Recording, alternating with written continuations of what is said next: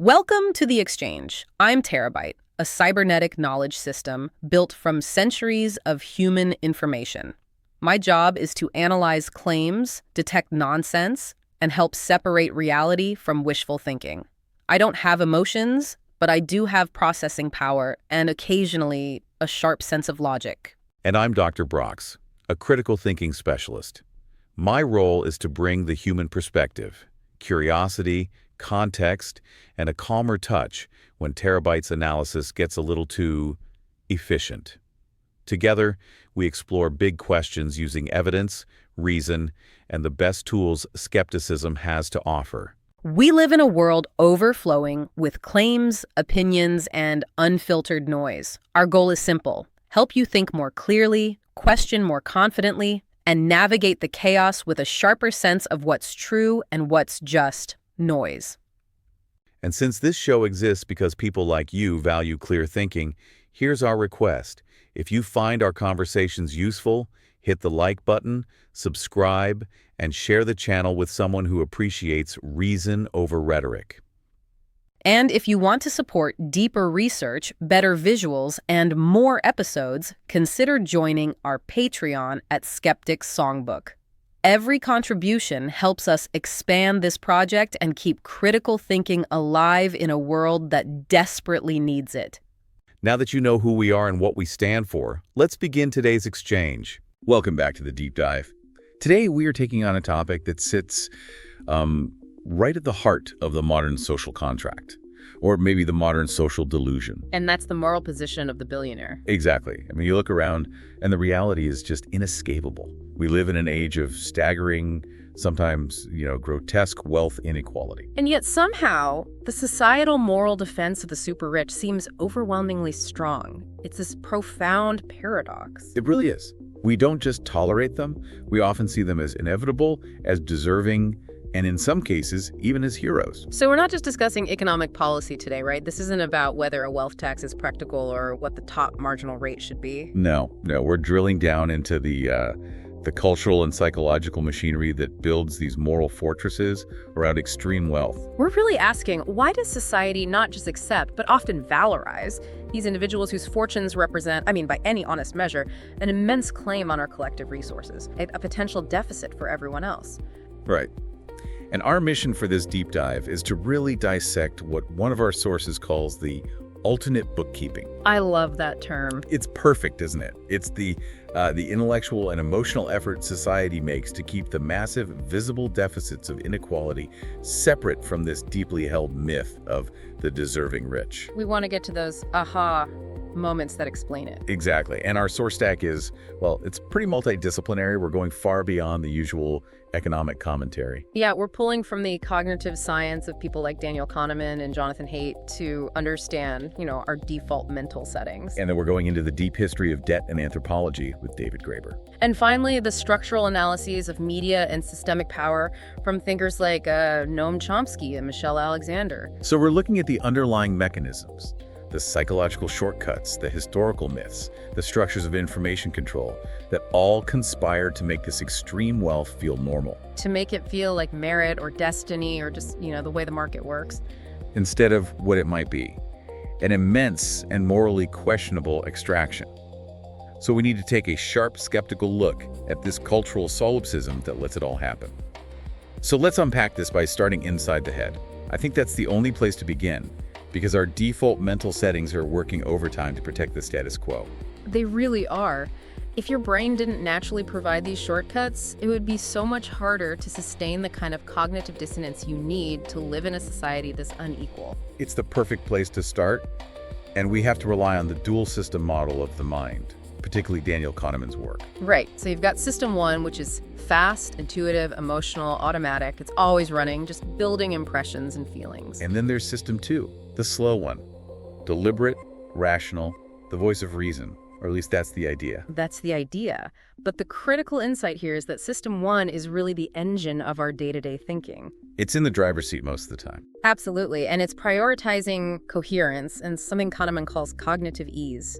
If a story makes sense, if it flows smoothly, System 1 just accepts it. And this leads us straight to a really powerful bias known as WY-SIAD. What you see is all there is. Exactly. And WY-SIAD is, it's a dangerous bias when you're talking about wealth. It is, because System 1 doesn't account for missing data. It just creates the most coherent story possible from whatever information is right in front of it. So if you see a successful billionaire, let's say a tech founder, and they have this compelling origin story about, sleeping under their desk for 5 years. Right, the classic garage story. System 1 just grabs onto that narrative. It totally ignores the complexity of, say, government subsidies, market timing, inherited privilege, all of the hundreds of other failed ventures. And it just declares, this is a story of success, this is what it looks like. Right.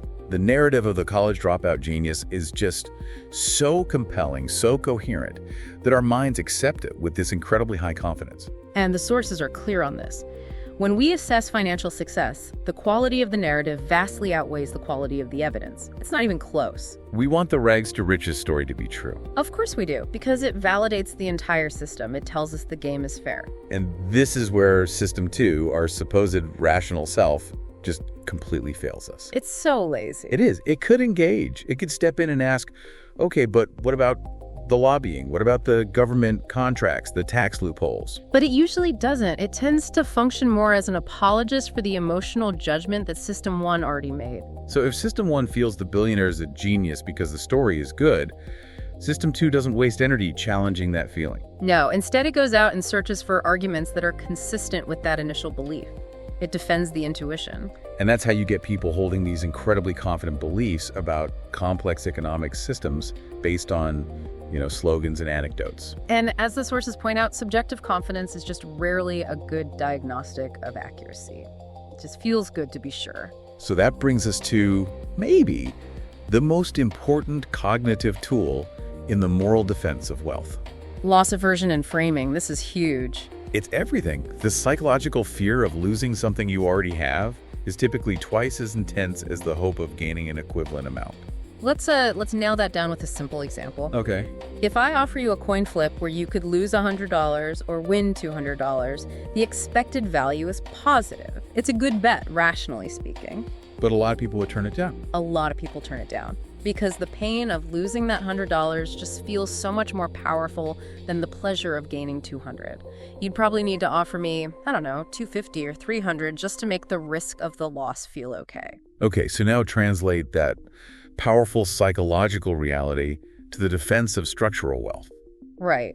Any serious suggestion of disruption, whether it's higher corporate taxes, a real wealth tax on assets, redistribution, it's never framed by its opponents as a correction or a collective gain. It is universally framed as a painful, intolerable loss of the existing structure. So even if a wealth tax could demonstrably promise a massive societal benefit, like, say, paying off all student debt, or building nationwide high-speed rail, or whatever, the individual who identifies with the status quo, or the wealthy person themselves, they experience the possibility of losing a portion of their fortune as a psychological assault. It's a threat, and it must be resisted at all costs. That emotional bias against loss is so powerful that it just overwhelms any rational calculation of the potential collective gain. And this is where the emotional framing just dictates the entire debate. Absolutely. If advocates for the system can successfully frame regulation or taxation as a loss, the System 1 brain just recoils automatically. They successfully frame participation in our current system as voluntary, like it's a lottery cost. What do you mean by that? Well, the idea is that we all buy into the game, so we accept the bad outcomes, the inequality, the low wages, because that's the price of admission for the chance to be the big winner. Ah, okay, so if it's a voluntary lottery cost, then challenging the winner feels like you're attacking the game itself. Exactly. But if you frame regulation as a correction for an inherently unfair extractive structure, then suddenly it's about justice, not loss. But the loss frame almost always wins. It wins because that psychological fear is just so potent. It lets advocates of extreme wealth paint any attempt at correction as a threat to prosperity, rather than a necessary stabilization. And shifting now to the moral dimension of this, that cognitive framework feeds directly into our deeper moral architecture. This is where Jonathan Haidt's work comes in.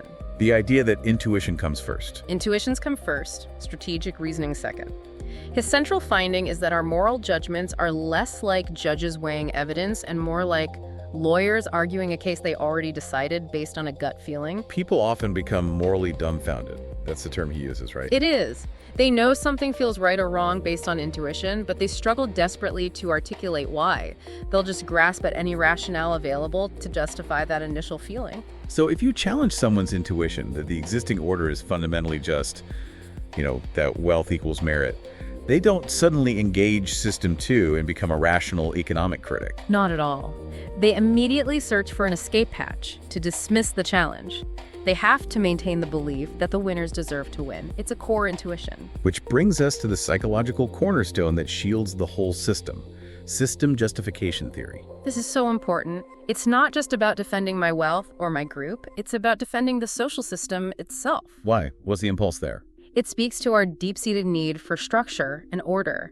We are fundamentally groupish, as Haidt would say, and that groupishness often translates into this powerful subconscious desire to defend the existing social system as good, fair, and stable. Even if it's not. Especially if it's not. When an ideology provides a simple, coherent rationale for the immense structure of power like its meritocracy, it serves a critical palliative function. A palliative function. That's a powerful term. It means it soothes our cognitive pain. It does. It alleviates the terrifying cognitive dissonance of knowing you live in a society that might be deeply arbitrary and profoundly unfair. It's psychologically cheaper. So much cheaper. It's easier and more comforting to believe that the rich deserve their status and the poor are somehow culpable for their failure than to face the overwhelming moral dilemma that the whole system might be rigged. That realization that the system is arbitrary is just too destabilizing for the average System 1 brain to handle.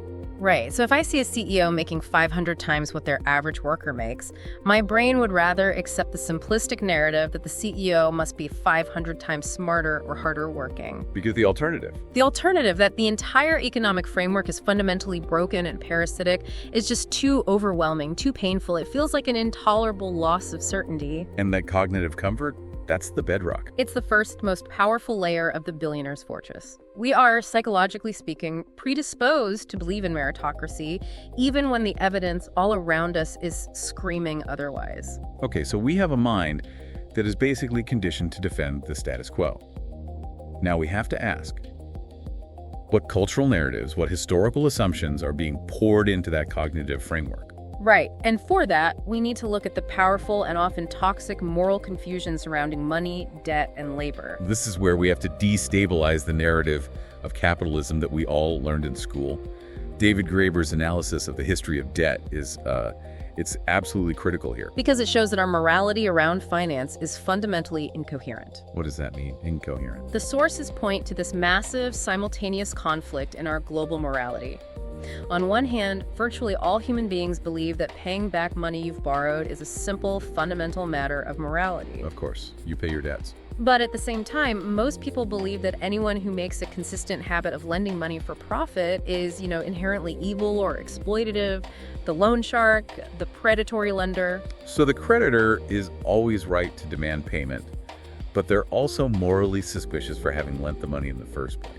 It's a complete paradox, and it keeps the debtor in this state of perpetual moral vulnerability. And that vulnerability is built on a totally flawed historical premise. Completely flawed. I mean, if you ask the average person, or even most economics professors, how money started, they'll give you the Adam Smith story. First came barter, right?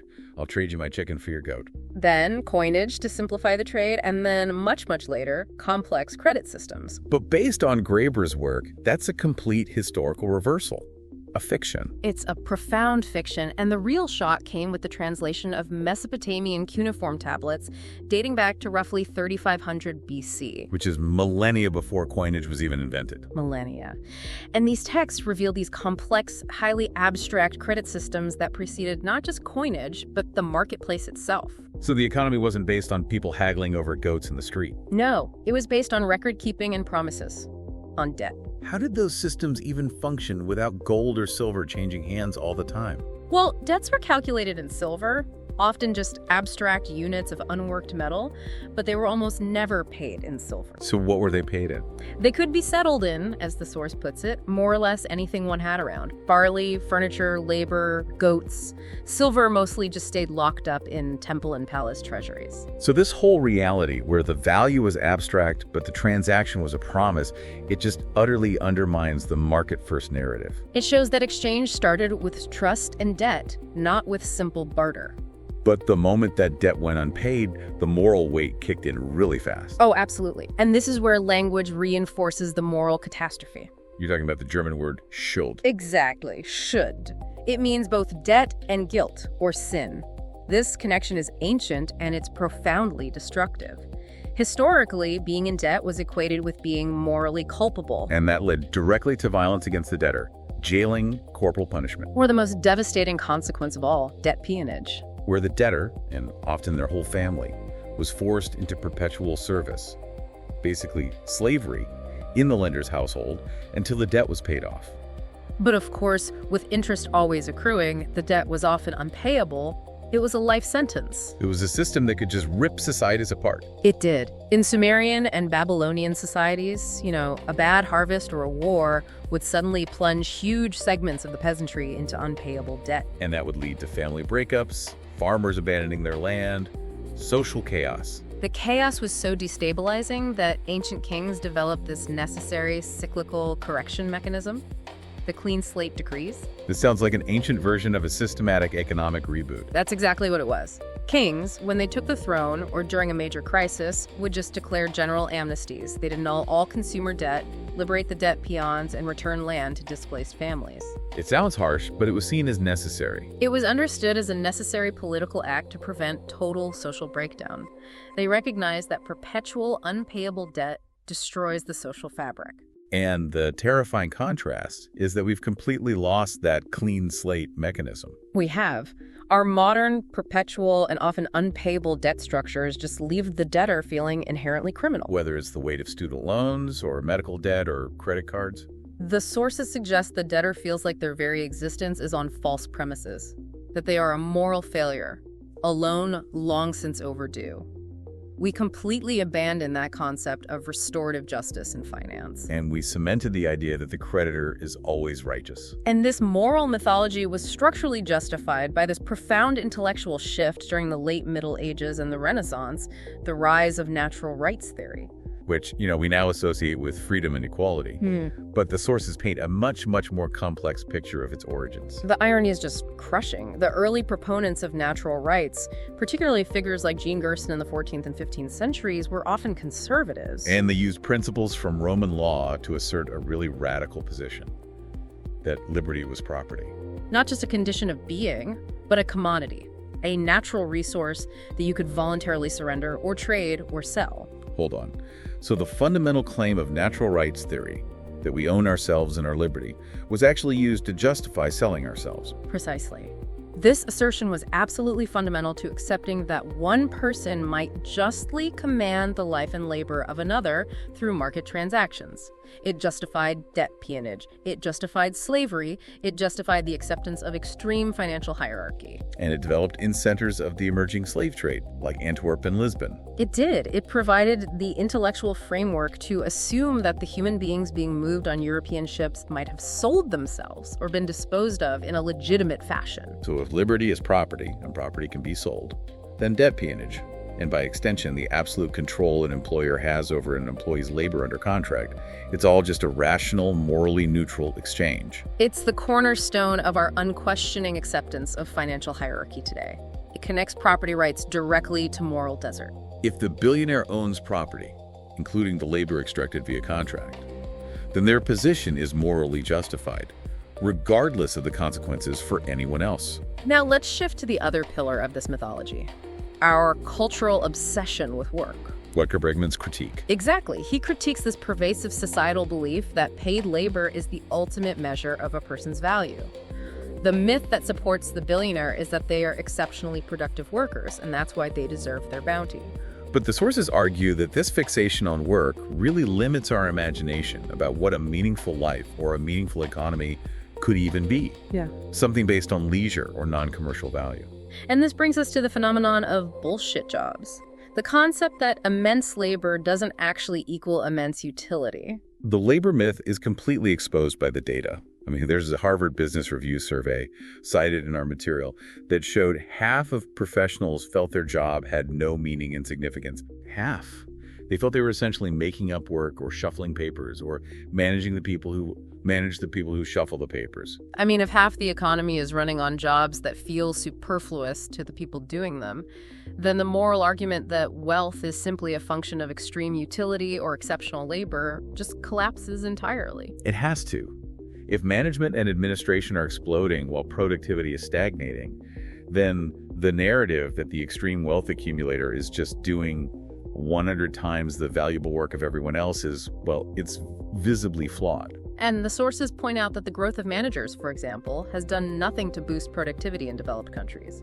Often it makes societies less efficient because you need resources to manage the managers. Yet we insist on the moral sanctity of labor, even if that labor is empty. And this pervasive focus on work, and more work obscures the true mechanism of wealth accumulation, which is often strategic extraction, legal manipulation, historical circumstance, and it reinforces the idea that labor itself is sacred. Which insulates the entire financial system from any real moral critique. So, we have a mind that prefers comfort, and a culture that equates debt with sin and property with justice.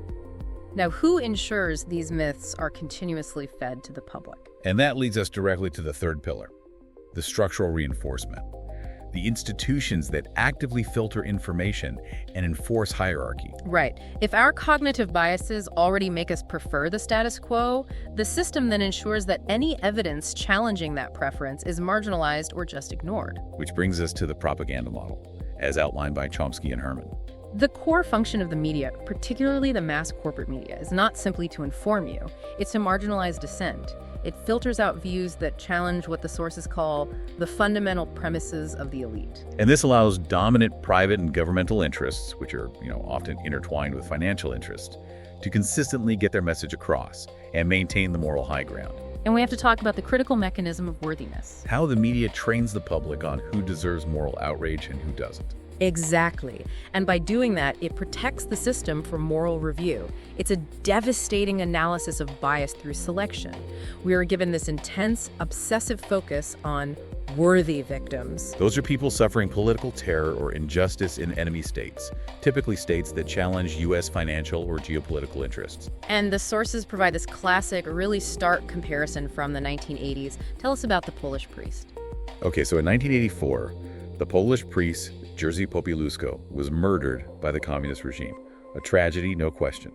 But the coverage was just relentless. How relentless? The New York Times, which is sort of a bellwether of elite opinion, featured his case on the front page 10 different times. 10 times. 10.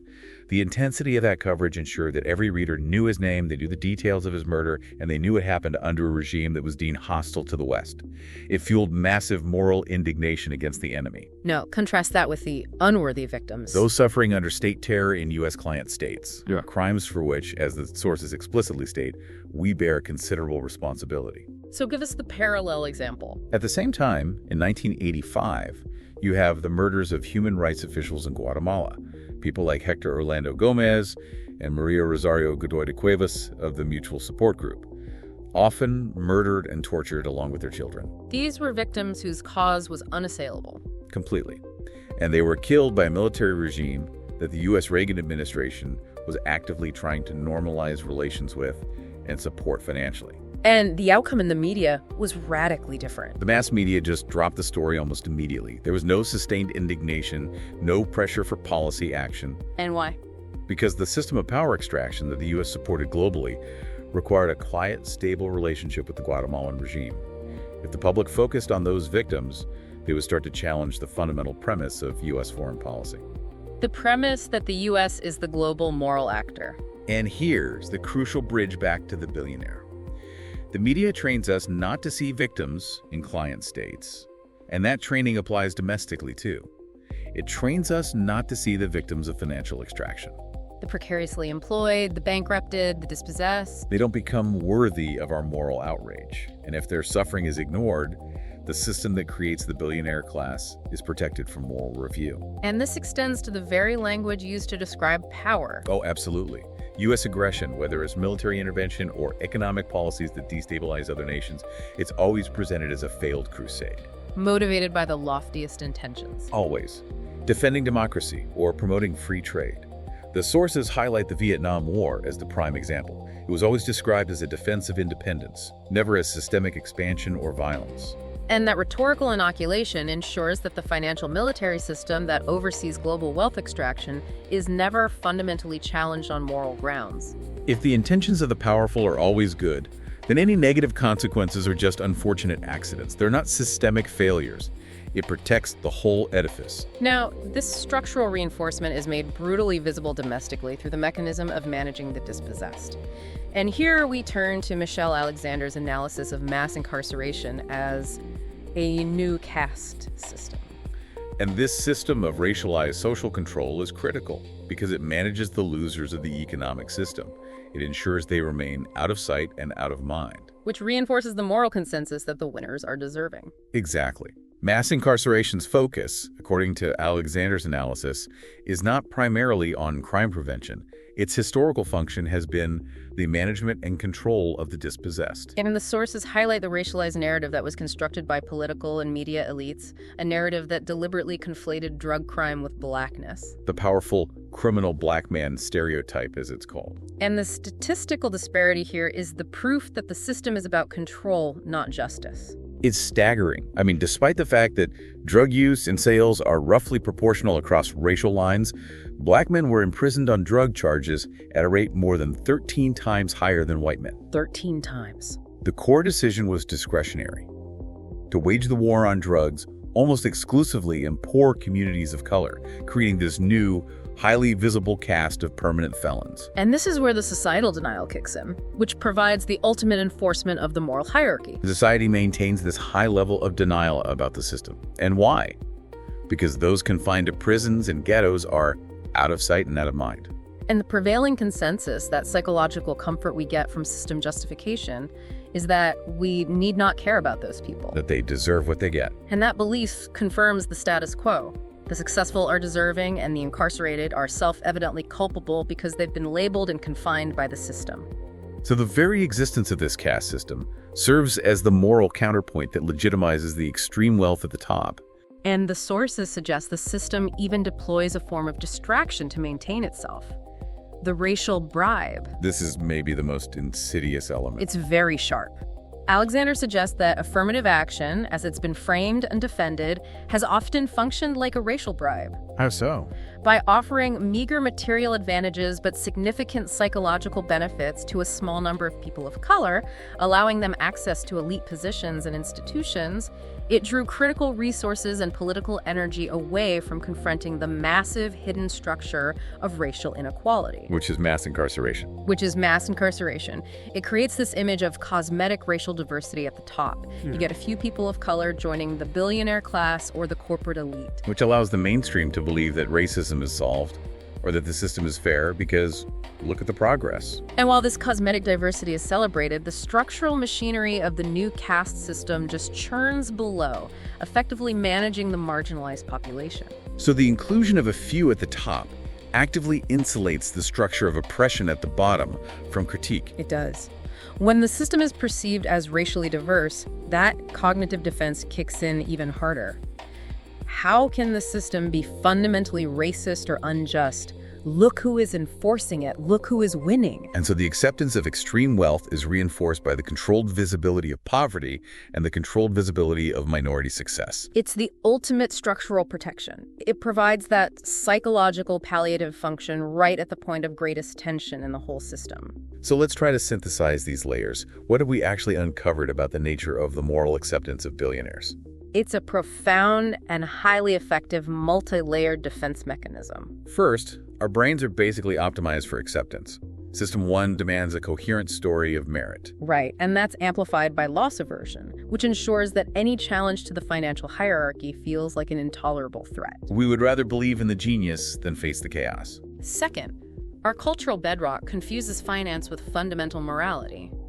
We have this powerful ancient mythology of debt that equates financial obligation with sin and guilt. While at the same time, the historical claim that liberty is property justifies the unquestioning acceptance that one person can justly command the labor of another through a market transaction. The creditor is always righteous. The debtor is always culpable. That's the core belief. And third, those powerful cultural myths are actively reinforced by these structural mechanisms. We have a media environment that filters out moral critique by minimizing the suffering of the system's true losers, the unworthy victims. And a racialized caste system that locks the dispossessed out of sight and fuels the denial that they deserve their fate. All of which preserves the moral consensus that the system is fundamentally fair and that its winners are, therefore, deservedly rich. But this entire edifice, however sophisticated it seems, it hides a crucial, dark historical truth that we have to remember from our sources. Which is at the very origin of commerce, of money, of calculation itself, is inextricably linked to violence. To warfare, and the calculation of human lives as property, what some have termed the military coinage slavery complex. Which means the unquestioning embrace of extreme wealth today is not a sign of moral sophistication or economic maturity. No, it's a surrender to that oldest, most profitable form of moral fraud. Pretending that the calculation of life, labor, and property within a financial ledger is somehow clean and neutral. When its roots are literally in the calculation of blood debts, the enforcement of hierarchy through force, and the cutting of throats. So the final provocation we want to leave you with then is this. If the true intrinsic value of life and collective human endeavor value that exists outside the financial ledger, if that must be reclaimed, what deeply ingrained belief? A belief about merit, about debt, or about the absolute sanctity of property? What belief must we first annihilate from our thinking to escape this inherited moral mythology entirely? What calculation must be dropped to see the world as it truly is? Thanks for taking this deep dive with us into reason, evidence, and a little healthy doubt. If conversations like this help you sharpen your critical thinking, we'd love your support. Hit subscribe, give this episode a like, and share it with someone who could use a firmware update for their beliefs. And if you want to help us keep producing skeptical, science-based content, visit our Patreon at Skeptic's Songbook. Every share, every comment, and every patron helps keep the candle of reason burning a little brighter. This has been The Exchange. Question everything. We'll see you next time.